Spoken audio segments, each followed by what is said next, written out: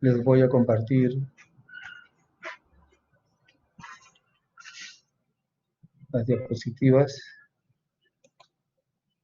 que vamos a dar la explicación respectiva. Bien.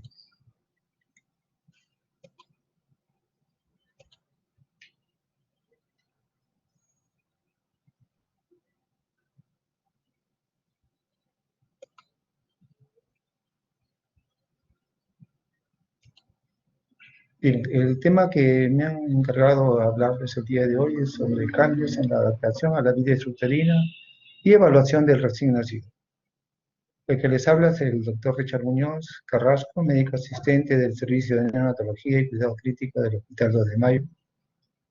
Vamos a conocer como objetivo la adaptación cardiopulmonar que ocurre durante la transición de la vida fetal a la vida extrauterina, los periodos de la transición neonatal, qué signos de alarma pueden ser causados durante este periodo y los problemas más comunes que hay en este periodo de transición, y cómo conocer que con una evaluación prolija y precoz podemos hallar signos habituales, un niño normal, con sus variaciones normales, o anomalías que puedan estar diciéndonos que el bebé está con una enfermedad subyacente o un problema como signo de alarma que está provocando una alteración de la vida, compromiso de la vida del neonato. Bien, como introducción vamos a hablar de que es un periodo crítico de adaptación fisiológica que no ocurre en ninguna otra etapa de la vida del ser humano. Felizmente la mayoría de los recién nacidos, sobre todo a término, completan exitosamente este periodo. Algunos van a experimentar un retraso o van a tener una enfermedad que va a provocar que tenga una transición alterada. Y esto no, como introducción también, que una evaluación cuidadosa y atenta durante este periodo nos va a llevar a que diagnostiquemos prontamente este signo de alarma de este periodo y con el inicio de la intervención apropiada para muchas veces salvar la vida del paciente. Teixeira y Bastos lo conceptualizan como paso dinámico y difícil del ciclo de la vida de todo ser humano, o un proceso biológico complejo que implica cambios funcionales en todos los órganos y sistemas del recién nacido, que le permitirá vivir separado de la unidad útero-placentaria. Van a haber condiciones anormales que pueden interferir en la adaptación a la vida extrauterina. Estas pueden ocurrir durante el trabajo de parto, el parto y el posparto sin aparentes complicaciones. Estas condiciones pueden ser maternas, placentarias o fetales. Por eso la vigilancia y observación del equipo materno-perinatal va a permitir el reconocimiento temprano de que vaya a nacer o que se esté dando ya el nacimiento de un neonato de alto riesgo. Las principales adaptaciones inmediatas son el establecimiento de la respiración de aire y los cambios en las presiones y los flujos dentro del sistema cardiovascular. Para el inicio de la respiración van a haber estímulos que inician y mantienen la respiración en forma vigorosa, y estas son químicas, por ejemplo, la disminución de la presión arterial de oxígeno, la disminución del pH, el aumento de la presión arterial de CO2 a nivel térmico, la disminución de la temperatura ambiental. No nos olvidemos que la temperatura del bebé, estando dentro del útero de la madre como feto, es medio grado por encima de la temperatura materna. Entonces esa variación va a estimular. Táctiles, la fricción por el pasaje del canal de parto, la manipulación normal del neonato, al cogerlo, al secarlo, también van a estimular que inicien y mantengan una respiración en forma vigorosa. Normalmente un parto vaginal va a haber compresión de tórax por el pasaje por el canal del parto, lo que va a traer un rebote torácico con eliminación de parte del líquido pulmonar. Esto provoca expansión pulmonar y por acción de los estímulos térmicos, químicos y táctiles va a dar comienzo a la primera respiración, introduciendo aproximadamente 50 centímetros de aire en el neonato térmico. Más la ayuda del surfactante con estas respiraciones se va a establecer la capacidad residual pulmonar, que es más o menos de 20 a 30 centímetros de aire. conllevando a que el neonato tenga una respiración normal. Estos esquemas, el de la izquierda, es como a nivel fetal, intrauterino, los alvéolos están llenos de líquido pulmonar. Tienen su objetivo, mantener la anatomía y fisiología de los alvéolos, en este caso los alvéolos, que con las primeras respiraciones va a reemplazar el aire a este líquido pulmonar. Este líquido pulmonar se va a reabsorber a través de los vasos sanguíneos pulmonares, sobre todo los vasos sanguíneos, los vasos linfáticos, y entonces el aire va a reemplazar al líquido pulmonar. En la gráfica de la derecha tenemos aquí la dilatación de los vasos sanguíneos pulmonares al nacer. Intraútero, los alvéolos están llenos de líquido pulmonar y los vasos sanguíneos pulmonares están vasocontraídos.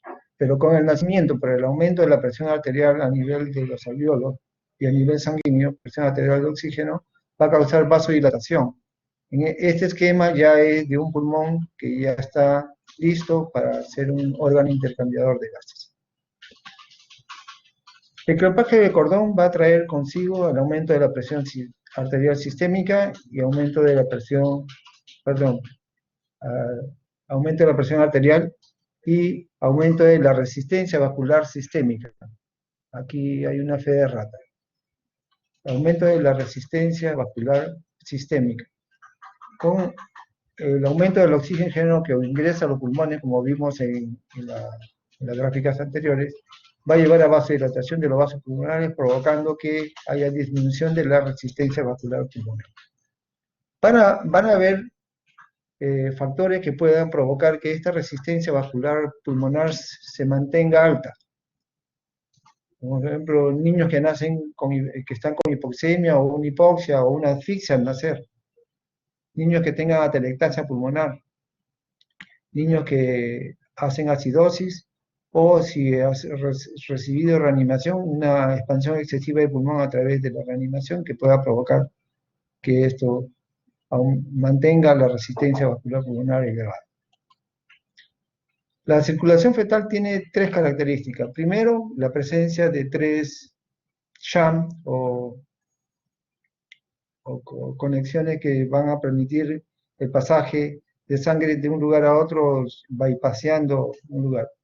Sangre oxigenada llega de la placenta, llevado por la vena umbilical. Generalmente, la mayoría de esta sangre, el 80% a las 32 semanas aproximadamente, va a pasar vía seno portal al hígado, pero un 20% a esta edad va a pasar hacia la vena cava inferior. La vena cava inferior llega a la aurícula y por un mecanismo de flujo laminar pasa de la aurícula derecha a la izquierda a través del foramen oval y de ahí al ventrículo izquierdo y va sangre, ustedes ven del color un poquito más rojo, sangre oxigenada que va a nutrir al corazón a través de las arterias coronarias y sobre todo el sistema nervioso central a través de las arterias braquicefálicas. Sangre desoxigenada viene de la cava superior, de la cabeza, del cerebro y de los miembros superiores, va a llegar a la aurícula derecha, al ventrículo derecho y de ahí a la arteria pulmonar. Esta sangre desoxigenada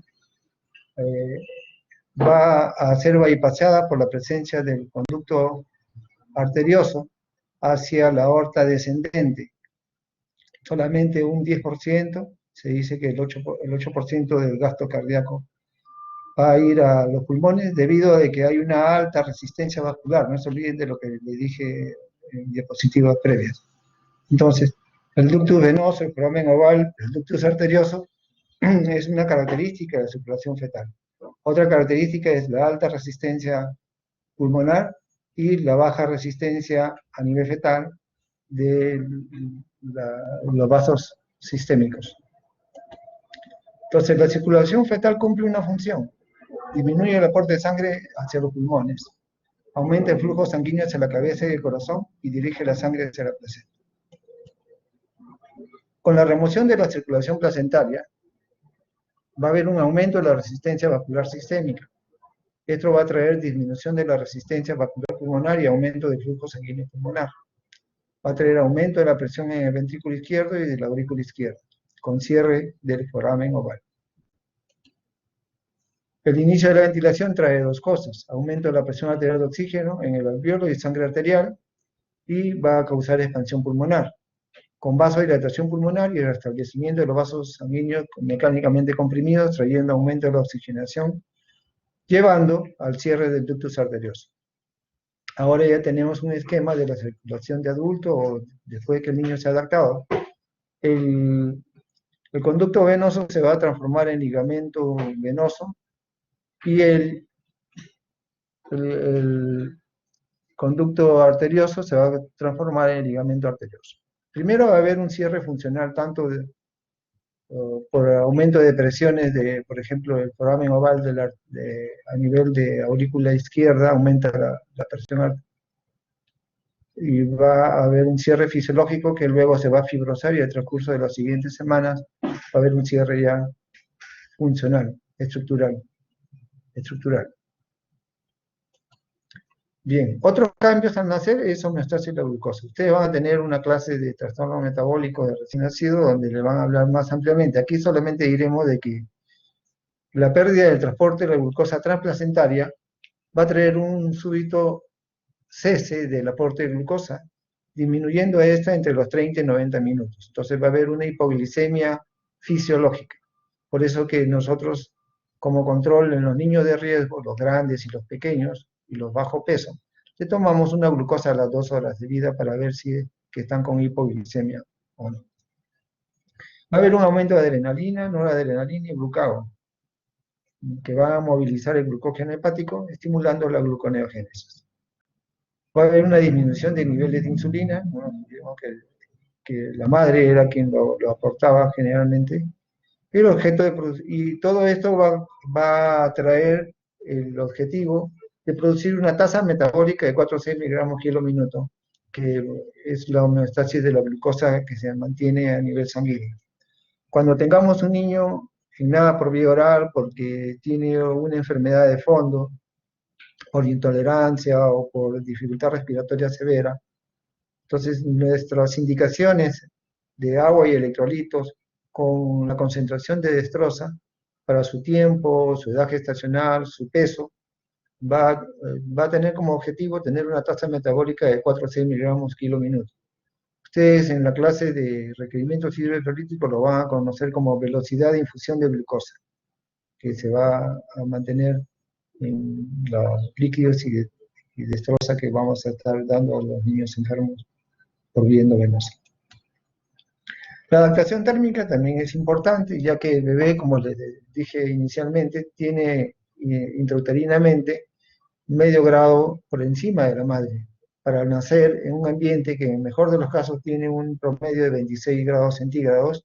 Esto va a estimular que el bebé respire, llore, llene sus pulmones de aire, pero se puede enfriar, ¿sí? Inmediatamente, ni bien nace, activa el sistema nervioso simpático por este estrés de frío, activado por este estrés de frío, que va a aumentar el uso de las fuentes energéticas.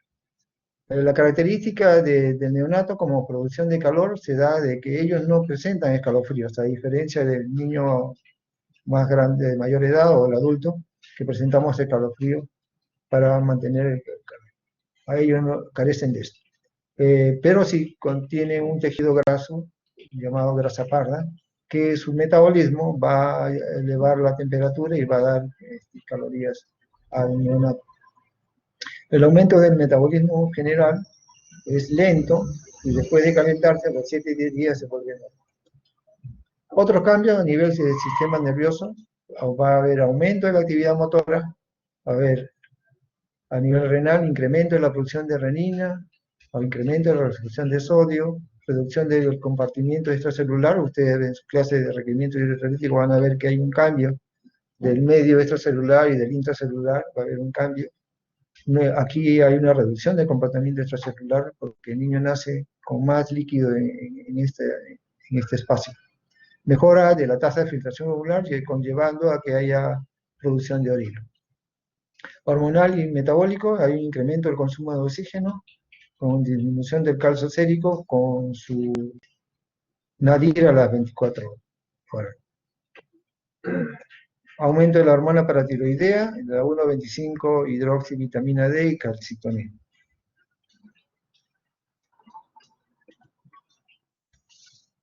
A nivel hematológico, lo importante es que hay una reducción marcada de la eritropoyetina y de la eritrogénesis, con un incremento del número de leucocitos y neutrófilos en la sangre. Por eso es que ustedes, cuando tengan su clase de sepsis, van a ver ustedes que tenemos que tener en cuenta que el neonato, al tener un incremento del número de leucocitos y neutrófilos en sangre, no podemos valorarlo como valores normales los datos que tenemos en los niños grandes o los adultos. En un hemograma con leucocitos de 5.000 a 30.000 es lo que se espera como normal en el neonato. Mejora en la carboxiglutatio de los factores de coagulación de la vitamina K dependientes. A nivel gastrointestinal, eliminación de meconio, inducción de enzimas intestinales con la alimentación, en este caso por la alimentación con leche materna. Hay una coordinación efectiva entre la succión, deglución y la respiración que se alcanza a las 34 semanas. A nivel hepático, que es inmaduro, el metabolismo de los carbohidratos y la producción de factores de coagulación, conjugación de la bilirrubina y almacenamiento de hierro están inmaduros. Por eso es que se presenta normalmente que los niños nos hagan hasta un 60-70% de los recién nacidos términos nos hacen una ictericia fisiológica. Una adaptación neonatal exitosa se da cuando se elimina el líquido pulmonar fetal, se establece el patrón respiratorio y este es continuo, cuando se da la secreción de surfactante, con el establecimiento de la capacidad residual funcional y una caída de la resistencia vascular pulmonar, con un incremento de la presión sistémica, luego de remover la placenta, que es de baja resistencia del circuito sistémico, el cierre de los shunt, incremento del flujo sanguíneo de la arteria pulmonar, inicio de la termogénesis, metabolismo de la grasa parda, movilización del glucógeno hepático e inicio de la gluconeogénesis. Desmond, el año 1965, describió a los neonatos, sobre todo los neonatos a término, ¿no? Evaluó neonatos a término, el color, la respiración, los ruidos cardíacos, la actividad motora, la presencia de moco y movimiento intestinal, y lo dividió en 3 periodos, un periodo que va de 0 a 15, 30 minutos, de 30 minutos a 2 horas, y de 2 horas a 6, 8 horas. Así lo describe él en su artículo publicado en el año 1965. Donde tenemos 3 periodos, un periodo de reactividad, primer periodo de reactividad, un segundo periodo donde el bebé entra en sueño y un tercer periodo llamado segundo periodo de reactividad, que pasamos a describir. El primer periodo entonces dura de 15 a 30, los primeros 15 a 30 minutos de vida del neonato. Aquí generalmente hay cambios de predominio simpático. Está en estado de alerta y alternando con actividad y llanto. La frecuencia cardíaca, que normalmente de 120 a 140, se eleva en este periodo de 160 a 180. La frecuencia respiratoria está entre 60 y 80 con respiraciones irregulares. El esfuerzo respiratorio puede haber quejido, puede haber retracciones, puede haber aleteo nasal, breve periodo de cese de la respiración sin ser significativo, sin bradicardia, ¿no? Entonces, esto todavía está en su periodo de adaptación, por eso es muy importante estar atentos en una evaluación si esto se mantuviera en el transcurso del tiempo, entonces sí hablaríamos de una enfermedad subyacente en el neonato. El segundo periodo, donde la respuesta es disminuida con un intervalo de reposo, que dura entre los 30 minutos a 2 horas de vida, donde hay una disminución marcada de la actividad motora. Entra en una fase de sueño, donde la frecuencia cardíaca disminuye a 100, 120 latidos por minuto, y la frecuencia respiratoria se mantiene ya normal de 30 a 60 por minuto. Puede estar en algunos casos acelerada, pero no hay ya signos de distrés respiratorio, como es aleteo nasal, quejido, tiraje intercostal. Los ruidos y de ellos ya están audibles y el peristaltismo intestinal ya es a veces muy marcado. El tercer periodo, llamado también segundo periodo de actividad, que dura de las 2 horas a 8 horas de vida, Aquí el neonato nuevamente está despierto, presenta taquicardia, con cambio súbito de tono muscular, con breve periodo de taquimia, aparición de respuesta a estímulos exógenos. Aquí vemos que expulsa meconio y muestra bastante interés por alimentarse. Al final aparenta mayor estabilidad. Van a haber factores que van a alterar esta adaptación, que dijimos que eran anteparto, durante el parto y factores postparto. Dentro de los antepartos, una hipotensión inducida por embarazo, por ejemplo. En intraparto, un retardo de crecimiento uterino, donde el neonato tiene un percentil por debajo del 10º percentil, entonces va a traer alteraciones de hipotermia, hipoglicemia, y con manifestaciones de estas si es que son severas. Factores postparto, de que tenga dificultad respiratoria, por ejemplo, el que, que haya nacido con anemia, o que haya tenido una infección de por medio materno y que haya pasado al bebé. Van a tener una mala adaptación. ¿Cuáles son las manifestaciones clínicas de una transición anormal? Que haya taquimia. A partir de las 45 minutos o la hora, si es que se mantiene esta, y si pasa este periodo de adaptación, mayormente son manifestaciones de transición anormal. La presencia de taquimia, que a su vez de síndrome de distrés respiratorio, como son las restricciones, el quejido, estertores crepitantes, aleteo nasal, cianosis, la presencia de rales, entonces nos va a hablar de que probablemente hay un compromiso respiratorio o pulmonar. Requerimiento prolongado de oxígeno, si el niño no tiene episodios de apnea con bradicardia, palidez marcada persistente, inestabilidad térmica, presión arterial inestable, llenado capilar lento, mayor de 3 segundos, un comportamiento neurológico anormal, secreciones orales excesivas, que nos pueda estar diciendo de que de repente tiene una estrés de esófago, y episodios de ahogo. Es muy importante el reconocimiento de estos signos, ya que alteraciones fisiológicas que pasan más de 45 minutos deberían ser inmediatamente transportados a un ambiente de alto riesgo para ser observados cuidadosamente, muy cercanamente, por posible deterioro del neonato. Y de ahí a la UCI o el lugar donde, de acuerdo al diagnóstico que se plantee el bebé. Si requiere oxígeno, para salir a una unidad donde tenga oxígeno empotrado, la UCI, para que sea atendido adecuadamente. Por eso es importante la vigilancia estrecha. Nunca hay que pasar de alto este periodo, porque el diagnóstico precoz y el tratamiento inmediato va a darnos un buen pronóstico de vida para estos neonatos si se inicia el manejo inmediato. No debe declararse sano un bebé si no ha cumplido su fase de transición normal. Examen y evaluación del neonato. El examen del neonato es continuo, pero básicamente tiene 3 evaluaciones importantes. Una es al nacer, ya que el bebé puede requerir de reanimación, entonces tenemos que evaluar ese momento.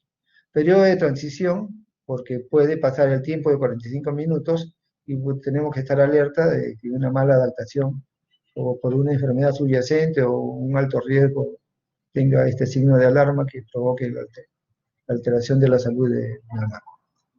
Y en el alojamiento conjunto antes del alta, pero hasta antes del alta, en puerperio, en alojamiento conjunto con la madre.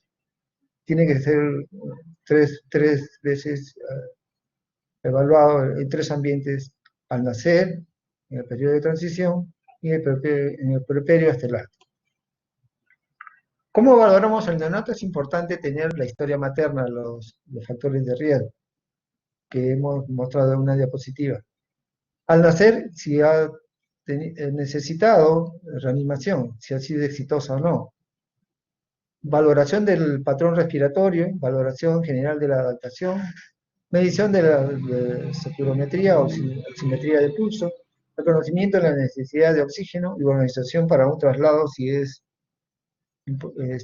detectado que no hay una mala adaptación a traslado a la UCI. El test de Apgar, que es un test que aún es vigente para nosotros, tiene ya más de 70 años, en la década de los 50, 53 para ser exacto. Virginia Apgar una anestesióloga presentó en el Pediatric este test, donde valoró al minuto y a los 5 minutos si es que el niño se había adaptado adecuadamente a la vida extrauterina. Tiene 5 parámetros: uno es el color, la frecuencia cardíaca, la velocidad refleja, el tono muscular, respiración, donde se le asigna un puntaje de 0, 1, 2, que al final este puntaje nos va a dar una interpretación, si el niño ha nacido con depresión moderada o severa o sin depresión. De 0 a 3 es una depresión severa, de 4 a 6 depresión moderada y de 7 a 10 sin depresión. Cuando hablemos de depresión, sea moderada o severa, no estamos hablando de asfixia. El concepto de asfixia es completamente diferente. En su clase de asfixia perinatal o asfixia neonatal, ustedes van a ver completamente la definición, pero les voy adelantando. Acá tiene que ver, uno de los parámetros es el ADGAR. Uno de los parámetros, que es menor de 3 a los 5 minutos. Pero se toma el pH menor de 7, signo de encefalopatía hipóxica y signo de compromiso por hipoxia de otros órganos. Con estos 4 criterios se define la asfixia, que es diferente a depresión severa o moderada por el puntaje de Adler, que solamente nos dice si se ha adaptado adecuadamente o no al bebé a la vida extrauterina. El test de Zimmer-Anderson, que también es muy importante en este periodo de evaluarlo, donde tiene también, al igual que el test de Adler, parámetros para evaluar y su interpretación de acuerdo a su puntaje. Por ejemplo, toma de arriba para abajo, en las fosas nasales, el aleteo nasal, en la boca, quejido, en tórax, retracciones o tirajes intercostales, desbalance tóraco-abdominal y retracción cifroidea. A cada uno se le da una valoración de 0, 1, 2, donde lo normal es que todo sea 0, lo normal que sea 0, y en medida que va aumentando su puntaje es severo.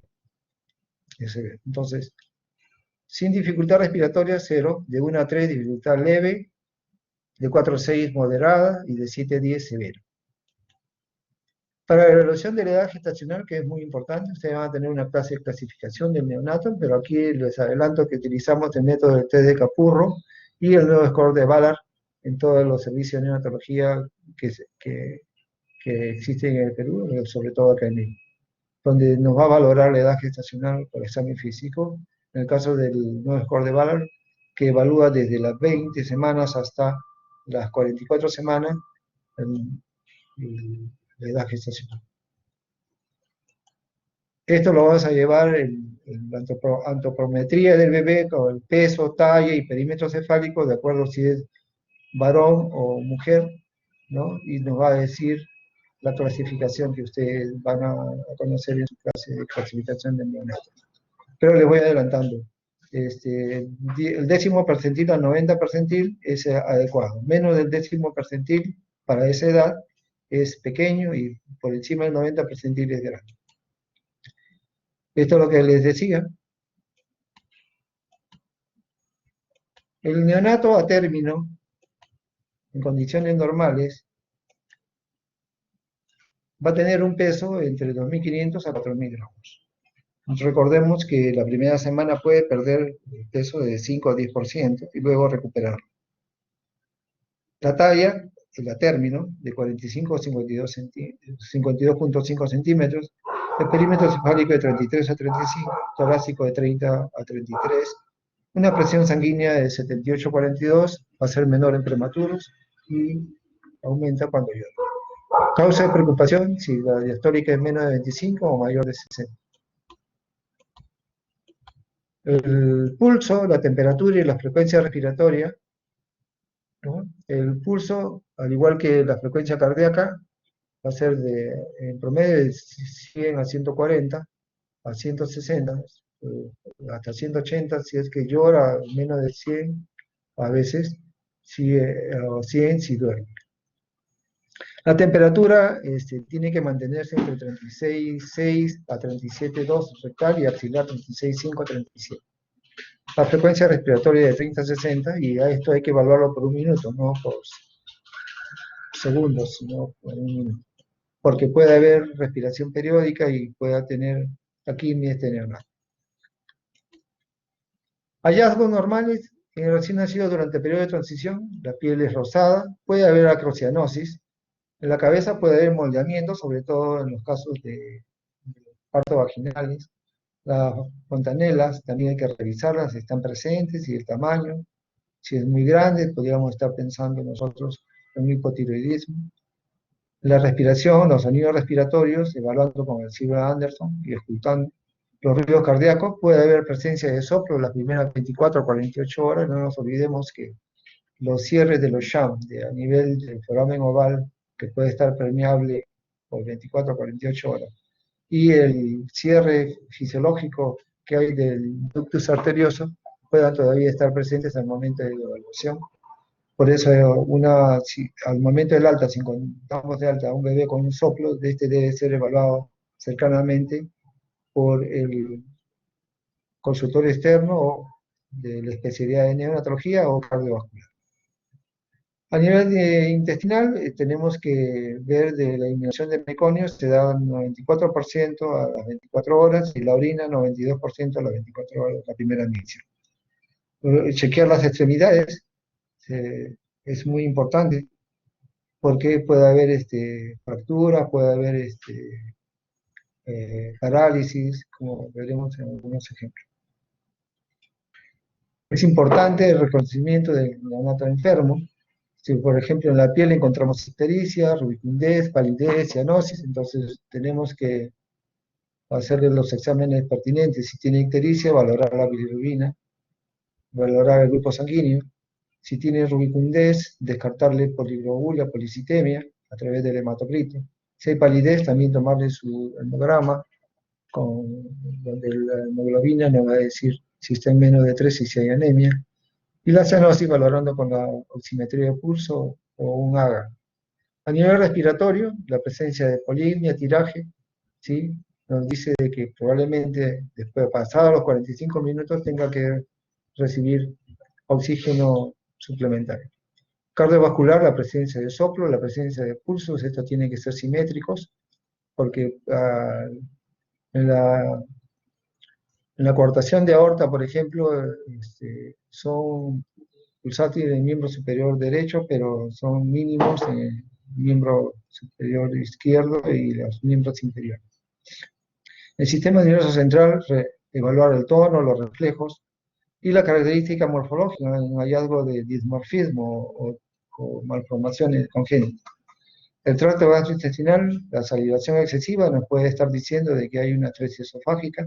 La mala tolerancia oral, si se manifiesta a través de vómitos biliosos o vómitos forráceos, que haya una obstrucción intestinal. Y la presencia de hematoquesia, que haya sangrado a nivel intestinal. A nivel de la cabeza, el cefalohematoma, y a nivel de cintura escapular, tenemos que evaluar si hay presencia o no de fractura de clavícula. Es muy importante esto, porque ustedes al rozar la fractura, al rozar la clavícula, es tan doloroso que el niño va a hacer gestos o va a llorar enérgicamente. La asfixia al nacer, que se va a manifestar con hipotonía. Si usted tiene un niño hipotónico, o está convulsionando, o está con trastorno del sensorio, llegando hasta coma, es muy probable que haya nacido con asfixia. A nivel pulmonar, describir el síndrome de dificultad respiratoria, que está definido como presencia de taquimia, más de 60 respiraciones por minuto, y un Silva Anderson de 2 o más. Cardiovascular, los soplos, la presencia de cianosis, que no va a hablar de dos tipos de cardiopatías, las cianóticas y las acianóticas. Hay que tener bastante cuidado con las cianóticas porque pueden ser de naturaleza muy compleja, ¿no? Que pueda ser ductus dependiente, porque si se cierra el ductus se muere el niño. Y en eso tenemos que evaluar prontamente con una ecografía conjuntamente con el especialista. A nivel hemodinámico, ver si hay presencia de shock o no a través del llenado capilar, y problemas metabólicos, hipoglicemia, hipercalcemia, sobre todo aquellos niños que son pequeños o grandes, que a las 2 horas les solicitamos siempre sus exámenes. Causas de infección, signos de infección, si el bebé presenta fiebre, hipotermia, mala tolerancia oral, entonces, y los antecedentes de la madre que pueda tener ruptura prolongada de membrana, nos pueda llevar a plantear una probable sepsis temprana neonatal. Anomalía congénita como síndrome de Down, etc. Ahora vamos a ver unas láminas de examen físico en la piel, por ejemplo. La ictericia nos habla, así como se impregna en la piel, puede impregnarse dentro del cerebro y puede causar el famoso kernícterus, trayendo alteraciones neurológicas en el neonato. Una cianosis, sobre todo la central, la que se ve perioral, que puede ser un problema respiratorio o cardiovascular. Si hay palidez, pensaremos en anemia; si hay rubicundez, en policitemia. Van a haber hallazgos normales, por ejemplo, una mancha mongólica, es muy frecuente en el Perú, hasta el 96% de la población tiene una mancha mongólica al nacer, que va a desaparecer en el transcurso de los años. El mangioma capilar, que es motivo de observación, porque muchas de ellas pueden crecer, aumentar su volumen, y otras desaparecer. Erupciones normales, como la miliaria, sobre todo a nivel de la nariz, y el eritema mal llamado eritema tóxico, que es una reacción que ocurre entre las 48 y 72 horas, que desaparece solo con el baño a los cuarto o sexto días de vida. A nivel de cabeza, evaluar la cabeza, la fontanela anterior, la fontanela posterior, la sutura sagital, si está montado, si hay superposición de huesos, si la fontanela es pequeña, es amplia, puede haber una craneosinostosis si no palpamos fontanelas, ¿no? O sutura sagital. Entonces hay que tener cuidado con eso. Puede haber la presencia de capus, sobre todo en los partos vaginales, donde es un edema de tejido celular subcutáneo, y el cefalohematoma, que es una colección sanguínea superióstica que va a estar localizado y respeta suturas, ¿no? A nivel de cara, ver si hay simetría, que puede haber parálisis de nervio facial. A nivel de orejas, ver la implantación. Si hay una implantación baja de orejas, es muy probable que sea una malformación, un dismorfismo o una malformación de una cromosomopatía o alguna otra malformación congénita. ¿Cómo está el oído medio? Los apéndices preauriculares y las cistas preauriculares nos deben nosotros estar atentos a evaluar riñones, porque puede haber trastornos renales. A nivel de nariz, si bien ya rutinariamente no se pasa ya la sonda por fosas nasales, pero a veces la enfermera nos avisa: doctor, he tratado de hacerle el pasaje de la sonda por la nariz, por las fosas nasales, pero no pasa, entonces hay que dejarle una 13 coana. En la boca hay que evaluar ránula, macroglosia, labio leporino y paladar hendido. Hay hallazgos normales de perlas de Einstein y dientes natales. A nivel de ojos, ver el reflejo rojo, porque es normal, es presente. El no ver el reflejo rojo nos hablaría de catarata o alguna otra anomalía como un retinoblastoma. La mancha de Broufield, que son manchas en sal y pimienta, o sea, blanca y negra, que son puntitos, que generalmente se han reportado en síndrome de Down. El estrabismo, hay que descartar el estrabismo fisiológico que hay todavía hasta los 4 meses en los neonatos del patológico. La hemorragia subconjuntival, que no estoy hablando de un trauma, un parto traumático. Ver los epicantos, ver si hay hipertelorismo, midiendo, ¿no? Los ojitos. A nivel de tórax, ver clavícula, como le dije, para descartar fractura de clavícula, la forma, tamaño, simetría del tórax, porque a veces es un niño que tiene una dificultad respiratoria con un tórax entonel, estamos pensando probablemente en un neumotórax o un bebé que está reteniendo aire a nivel pulmonar. Las simetrías a veces son asimétricos, en el caso de malformaciones como la hernia diafragmática nos puede hablar de asimetría.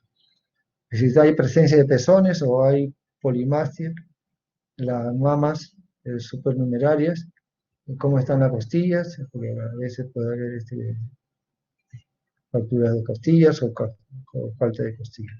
Auscultación, percusión, para ver el pasaje del murmullo vesicular y la presencia de no distractores raros. A nivel del corazón, vemos la ocultación de los ruidos cardíacos, puede diferenciar lo que es soplo fisiológico de los patológicos, ¿no? Pero eso con la ayuda del cardiólogo, el especialista, el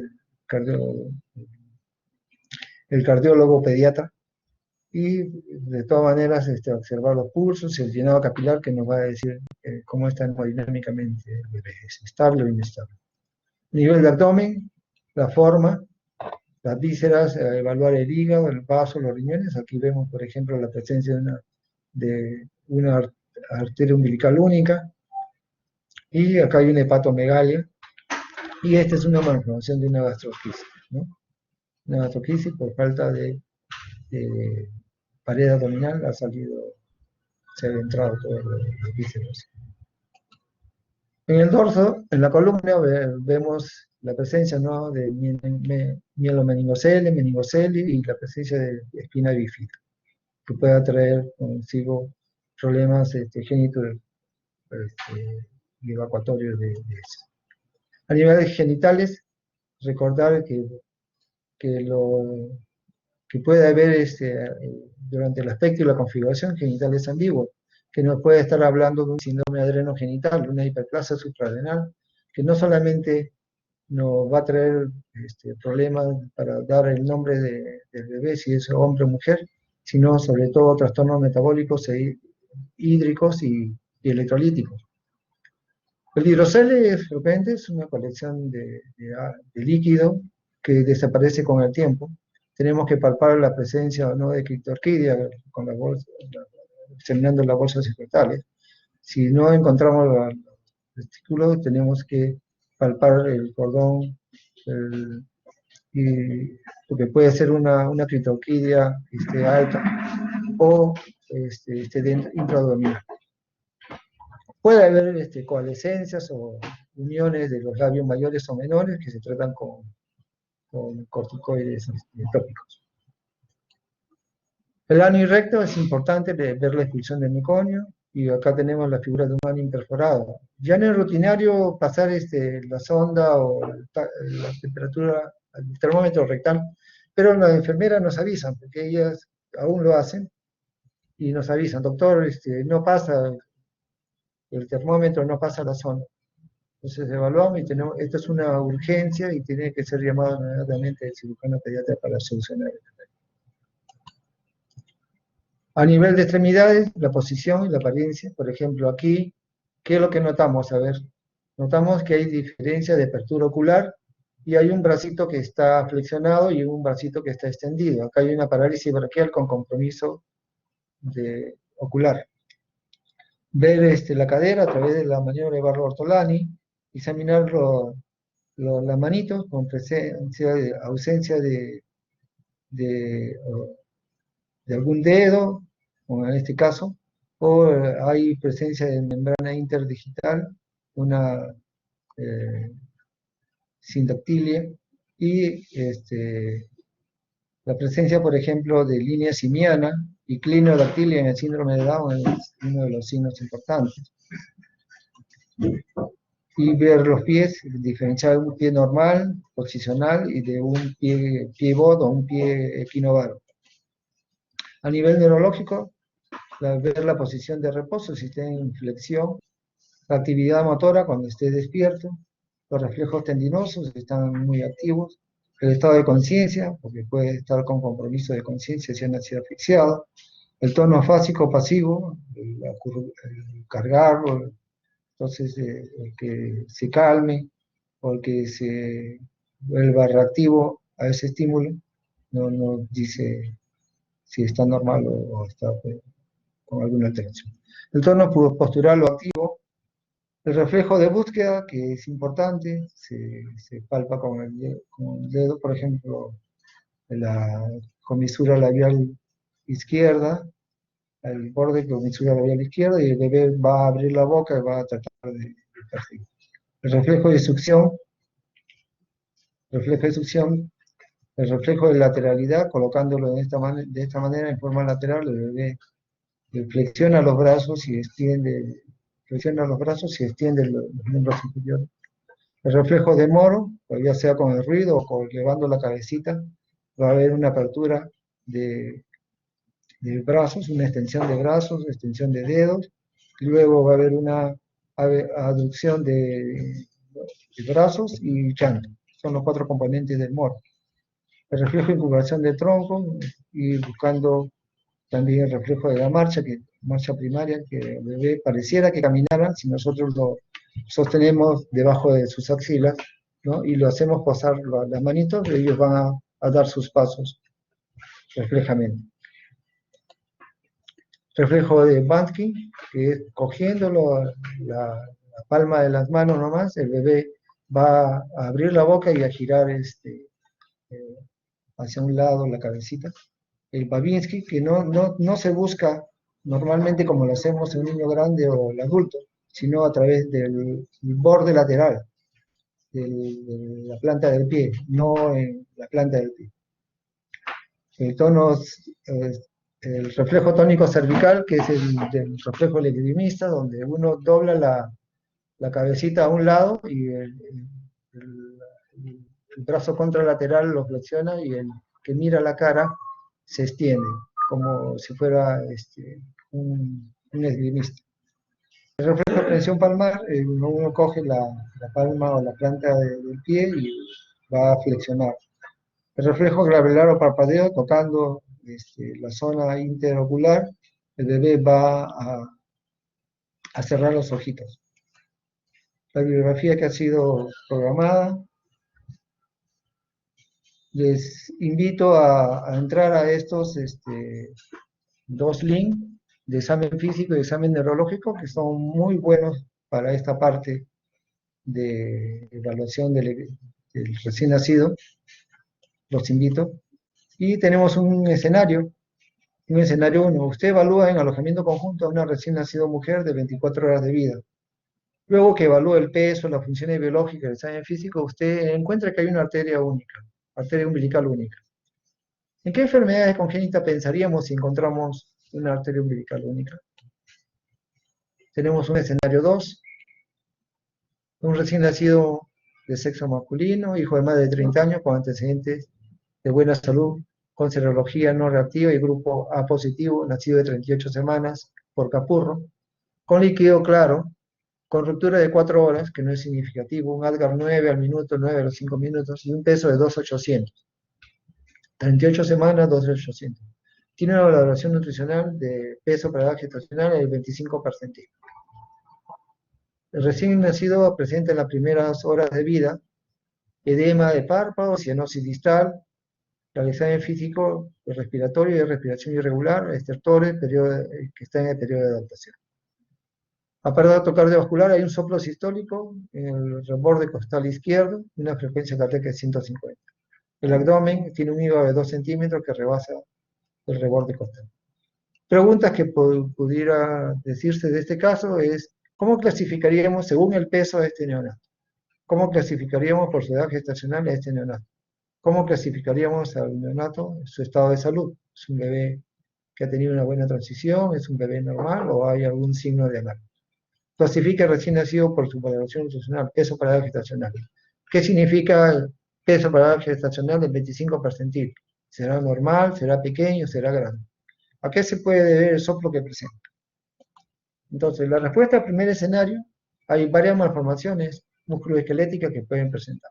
Malformaciones renales que también pueden presentar. Malformaciones de aparato digestivo que también pueden presentar. Malformaciones cardíacas y cerebrales. O sea, es importante ver que al momento del corte de cordón, cuando ustedes atiendan al internado, al parto, vean el famoso SMILE, las 2 arterias que son los ojitos y la boquita que sería la vena umbilical. Si falta una de las arterias, pensar en esta malformación. En cuanto al escenario 2, es un peso adecuado, normopeso, dijimos de 2.500 a 4.000. Recién nacido a término, porque tiene 38 semanas, está en periodo adaptativo, es pocas horas de vida, y está sano. Es adecuado para la edad gestacional porque es 25 percentil. Dijimos menor del 10º percentil pequeño, mayor del 90 percentil grande. Entre 10º y 90 percentil adecuado. El soplo que presenta el neonato puede deberse a una persistencia de las primeras horas de las comunicaciones a través del agujero oval o ductus arterioso, que pueden cerrarse en los primeros minutos o horas después del nacimiento. Tiene que ser valorada al alta, a las 48 a 72 horas. De persistir, Entonces, valorarlo con el especialista, en este caso, el médico cardiólogo pediatra. Bien, hasta acá sería mi exposición, el resto sería un agregado además.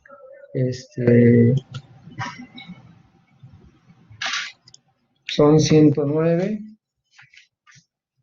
son 113, están faltando. Rápidamente voy a pasar, Gracias. Doctor, pasamos la asistencia. pasó asistencia, señor delegado. Sí, doctor. Ya, me lo envía a mi correo, por favor. Ok. Bueno, le voy a escribir en el chat. Sí, doctor. Ya, son 113 y hay 109, o sea que hay 4 que han faltado, ¿no? Sí, doctor. Ya, mi correo es Richard Muñoz C202 arroba gmail.com.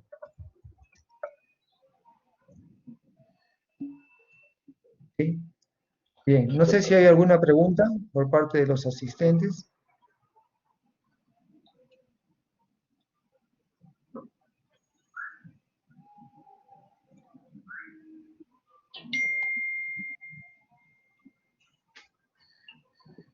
Bien, de no haber preguntas, entonces daría por terminada la sesión. Nos veríamos ya la próxima semana conmigo. Y el día de mañana tienen ustedes su teoría también por la tarde. Que tengan muy buenas tardes, estimados alumnos. Muchas gracias, doctor.